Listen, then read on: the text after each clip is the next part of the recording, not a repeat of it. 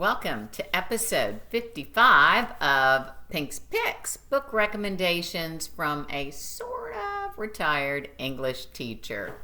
Today I'll be talking about fiction set in the 1930s, as well as Kristin Hannah's recent release, The Four Winds, that falls into that category. You may know Hannah, one of a long list of attorney-turned-authors, from the Netflix series Firefly Lane, based on one of her earlier titles. Or, I hope, remember episode 9 when I reviewed 3 World War II novels written by women featuring female protagonists. One of the books was Hannah's outstanding The Nightingale. It, like The Four Winds, is set in the 1930s. However, Nightingale begins in 1939 in France when the conflict had already begun.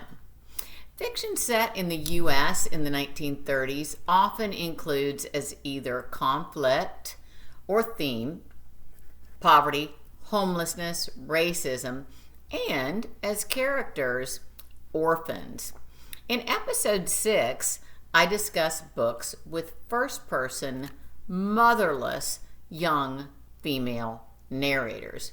One was Harper Lee's classic To Kill a Mockingbird, set in, you got it, 1933. In one scene, Scout asks, "Are we poor?" And Atticus answers, "We are indeed." James Baldwin's famous first novel, Go Tell It on a Mountain, a title from episode 13, focuses on religion and the Black experience in Harlem in the 1930s. So it is an outlier, if you will. Lisa Wingate's award-winning, best-selling Before We Were Yours, an episode 28 pick, set in 1939, depicts the kidnapping of primarily blonde-haired, blue-eyed kids from poor families and their subsequent sale to wealthy couples. Episode 49's This Tender Land by William Kent Kreuger, set in Minnesota, follows 4 orphans on their journey in 1932 after their escape from an abusive boys' school. Not a Pink's pick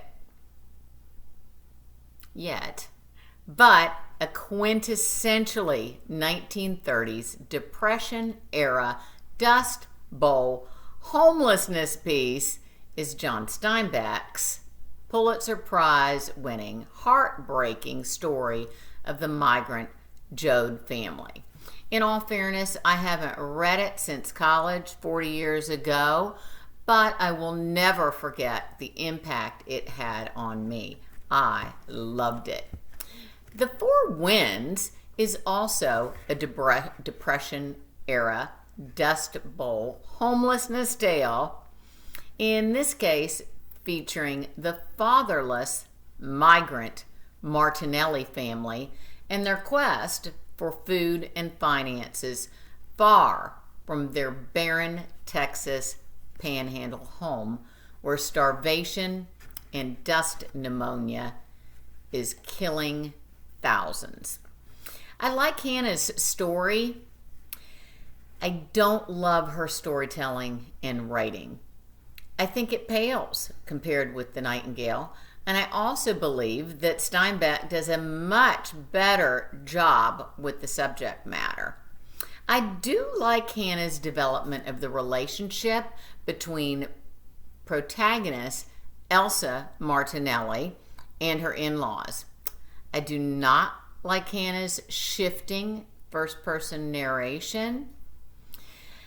Very occasionally, Elsa's daughter, Loretta, becomes the narrator. This happens so rarely that the change almost seems gratuitous. I love, however, Hannah's characterization of the kindness of strangers. The Dust Bowl story as a cautionary tale or as an historical event where over 7,000 people died and 2 million were homeless needs to be told. I'm not sure in 2021 of the appeal of Steinbeck's verbosity. I am positive, though, of Hannah's popularity. So, if this book revives interest in America's tragic past so we can learn from our mistakes, it is a winner to me. I give The Four Winds a B+. Next time, I will be discussing the National Book Award winning Interior Chinatown. Until then, stay safe, be healthy, and always do your homework. Bye-bye.